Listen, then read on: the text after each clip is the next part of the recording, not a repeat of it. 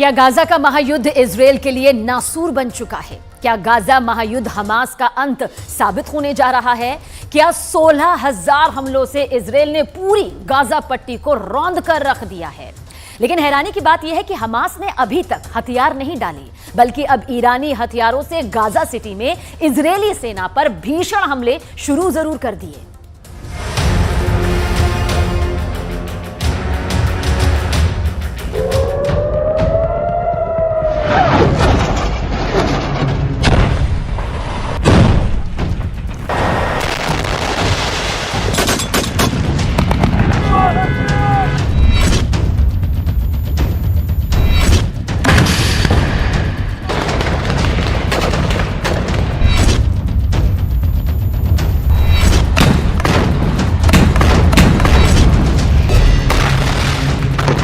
ولكن الله رمى.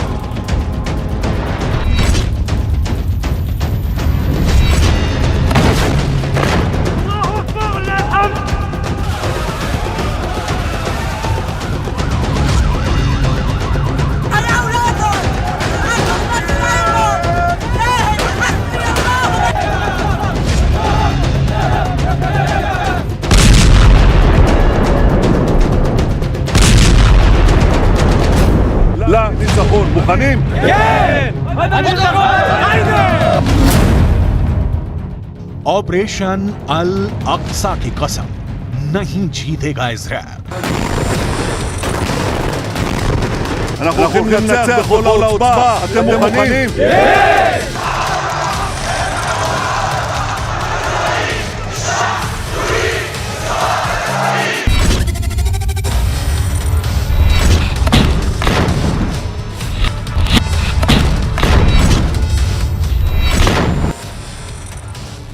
Hamas के पास हारने को कुछ नहीं बचा है।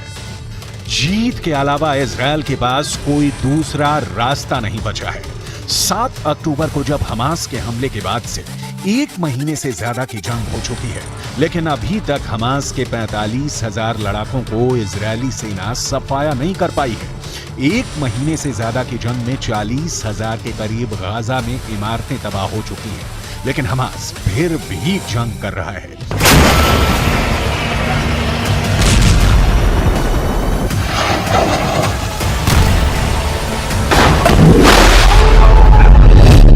इजरायल की वॉर कैबिनेट के दावों के मुताबिक 5,000 से ज्यादा हमास के लड़ाके मारे जा चुके हैं, लेकिन उसके बावजूद हमास लगातार उत्तरी गाजा में इजरायली सेना और उसके टैंकों पर जमकर हमले कर रहा है। आखिर हमास के हमले रुक क्यों नहीं रहे हैं? लेबनान की राजधानी बेरूत में बैठा हमास का प्रवक्ता अबू उबैदा डंके की चोट पर कह रहा है कि ऑपरेशन अल अक्सा की कसम, नहीं जीतेगा इजरायल।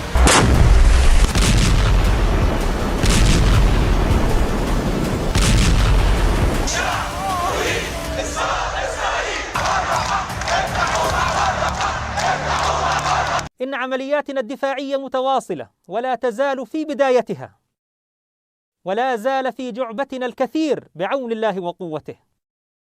وكما وعدنا هذا العدو، فإن غزة ستكون مقبرة له ووحلا لجنوده وقواته وقيادته السياسية والعسكرية. बुरादा नहीं, बारूद है हमास।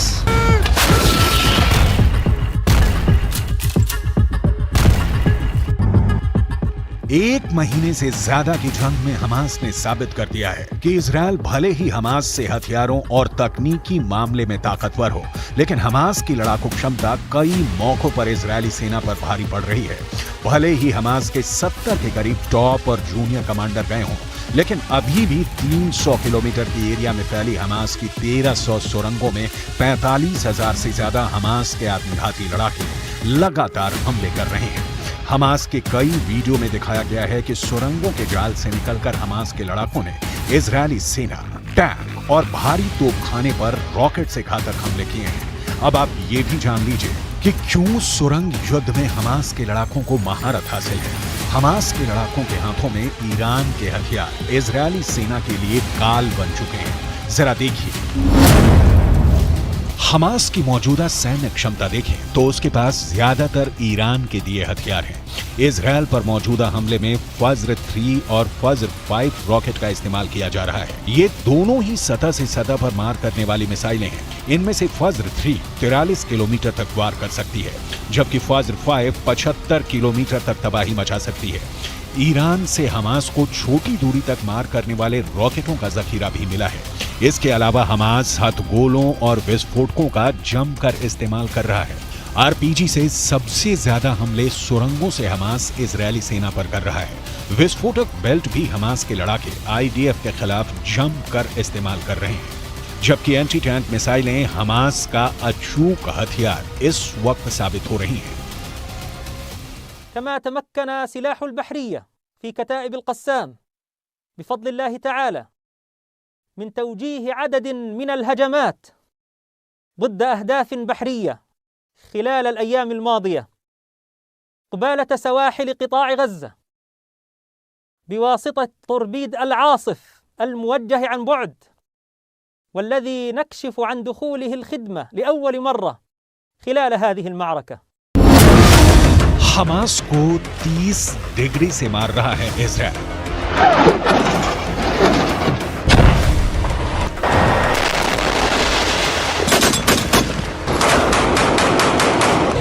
इजरायली सेना आईडीएफ ने गाजा में भीषण विनाश लीला चरम पर पहुंचा दी है। पिछले 18 घंटे में गाजा पट्टी को जमीन में दफन करने के लिए इजरायली वायुसेना ने विनाश की हद तक बम और मिसाइलों से हमले किए हैं। तरबूज की तरफ हटती इमारतें और जमीन पर फिलिस्तीनियों और हमास लड़ाकों के उड़ते चीथड़ों ने पूरे गाजा में भयानक कोहराम मचा दिया है। महज 1 घंटे के अंदर इजरायली वायुसेना ने 100 फाइटर जेट से 5000 से ज्यादा हमले किए हैं। उत्तरी और दक्षिणी गाजा में हर तरफ भयानक खून खराबा हो रहा है।